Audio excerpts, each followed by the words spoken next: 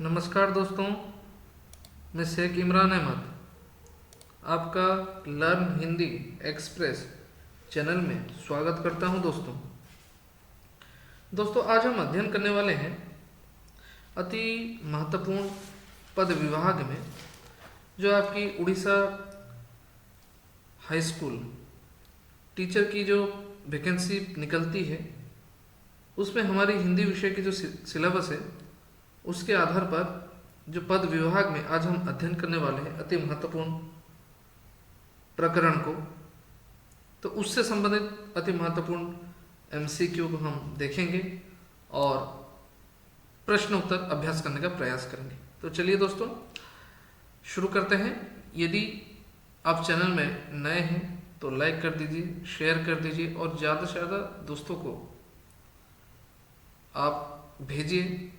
और यदि आपने सब्सक्राइब नहीं किया है सब्सक्राइब कर दीजिए और पास में ऑल नोटिफिकेशन बेल ऑप्शन को प्रेस कर दीजिए ताकि इसी तरह अति महत्वपूर्ण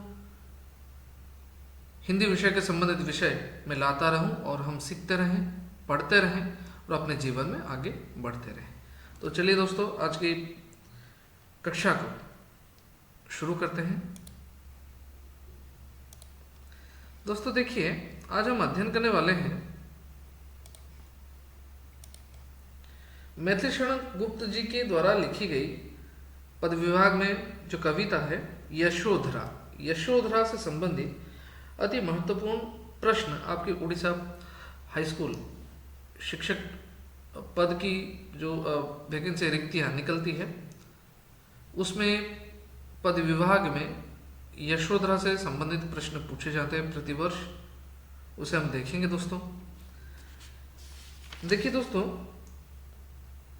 सर्वप्रथम कुछ महत्वपूर्ण कवि परिचय से संबंधित कुछ प्रश्नों को देखेंगे, उसके बाद विषय से संबंधित हम प्रश्नों को देखेंगे। कवि परिचय से संबंधित प्रश्न तो कभी आते नहीं, फिर भी हम एक विषय को अध्ययन करते हैं तो संक्षिप्त रूप में, संपूर्ण रूप से तो ना सही, मतलब कुछ रूप में हम कवि परिचय को अभ्यास करना जरूरी है, ठीक है, क्योंकि कब क्या प्रश्न आ जाए ये हमें पता नहीं है। ठीक है, देखिए पहला प्रश्न का उत्तर ध्यानपूर्वक आप देखिएगा और दीजिएगा। मैथिली शरण गुप्त आधुनिक काल के किस चरण के कवि हैं? ये पूछ रहा है। मैथिली शरण गुप्त आधुनिक काल के किस चरण के कवि हैं? प्रथम चरण, द्वितीय चरण, दोनों या इनमें से कोई नहीं? प्रथम प्रश्न का उत्तर ध्यानपूर्वक हमें देखना है और सही उत्तर देने का प्रयास हमें करना है। प्रथम उत्तर का होगा, मतलब प्रथम प्रश्न का उत्तर क्या है? प्रथम प्रश्न का उत्तर है द्वितीय चरण। ठीक है, उसके बाद मैथिली शरण गुप्त का जन्म कब हुआ? पूछ रहा है मैथिली शरण गुप्त जी का जन्म कब हुआ। याद रखना है हमें 3 अगस्त 1886 ईस्वी में मैथिली शरण गुप्त जी का जन्म हुआ। ठीक है, उसके बाद देखिए मैथिली शरण गुप्त का निधन कब हुआ था? पूछ रहा है मैथिली शरण गुप्त जी का निधन कब हुआ था। आपको ध्यानपूर्वक उत्तर दीजिए। 1 दिसंबर 1964, 1 दिसंबर 1996, 1 दिसंबर 1966 या इनमें से कोई नहीं। 3 नंबर का उत्तर है 1 दिसंबर सन 1964 ईस्वी को मैथिली शरण गुप्त जी का निधन हुआ। ठीक है, आगे बढ़ते हैं। अभी यशोधरा से संबंधित पद विभाग में यशोधरा से संबंधित अति महत्वपूर्ण विषय को हम देखेंगे। ठीक है, सर्वप्रथम प्रश्न है मैथिली शरण गुप्त द्वारा रचित काव्य यशोधरा किस वर्ष प्रकाशित हुआ है? यह अति महत्वपूर्ण है, ध्यानपूर्वक आप ध्यान दीजिएगा ये प्रश्न का उत्तर। इसमें उत्तर दिया गया सन 1932 ईस्वी। ठीक है, लेकिन ये मुझे यहाँ तक लग रहा है ये गलत है, सन 1933 ईस्वी होना चाहिए इसका उत्तर। ठीक है, अभी आगे बढ़ते हैं। यशोधरा काव्य में मुख्य रूप से किसकी कथा कही गई है? इसका उत्तर क्या है? सिद्धार्थ और यशोधरा की, दोनों की। ठीक है, यशोधरा काव्य में मुख्य रूप से किसकी कथा कही गई है? सिद्धार्थ और यशोधरा दोनों की। सिद्धार्थ कौन है? गौतम बुद्ध के बारे में बताया गया है। ठीक है, सिद्धार्थ के पिता का क्या नाम था? याद रखना है शुद्धोधन। यहां से प्रश्न पूछा जाता है और एक वर्ष तो पूछा ही था इसका, सिद्धार्थ के पिताजी का नाम। ठीक है, राजकुमार सिद्धार्थ की माँ का क्या नाम था? राजकुमार सिद्धार्थ की माँ का नाम महामाया देवी। ये यहाँ पर प्रिंटिंग मिस्टेक है, ध्यान दीजिएगा।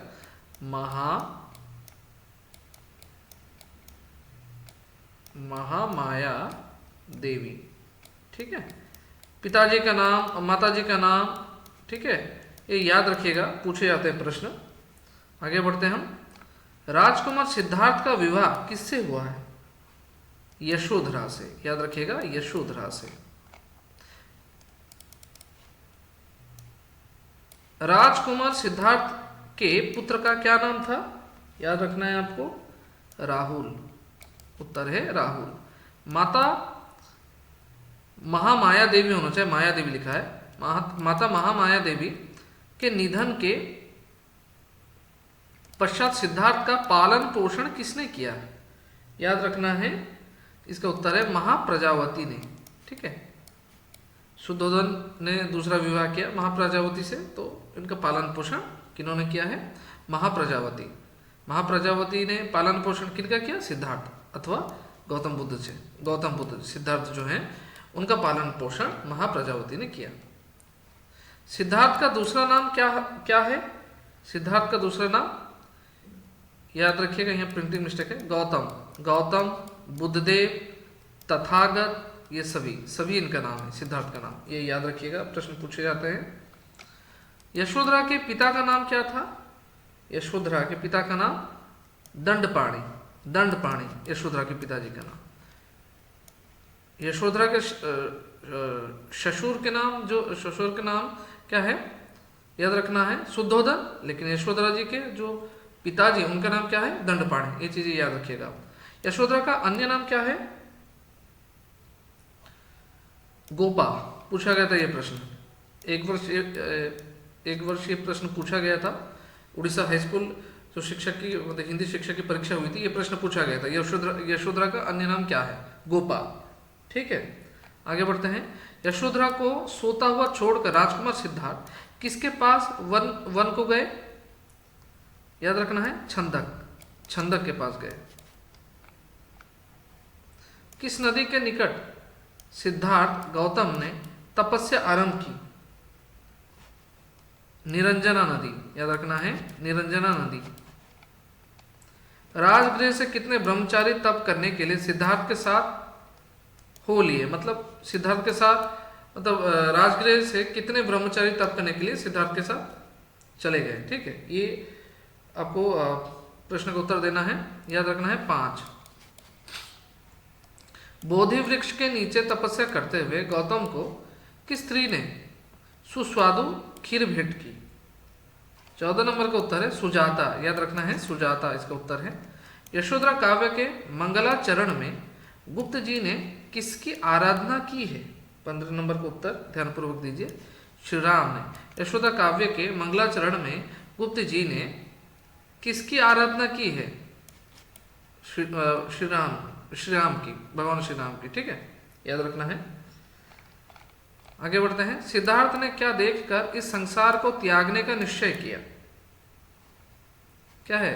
वृद्ध, रोगी और जो मृत व्यक्ति हैं, ये सभी के।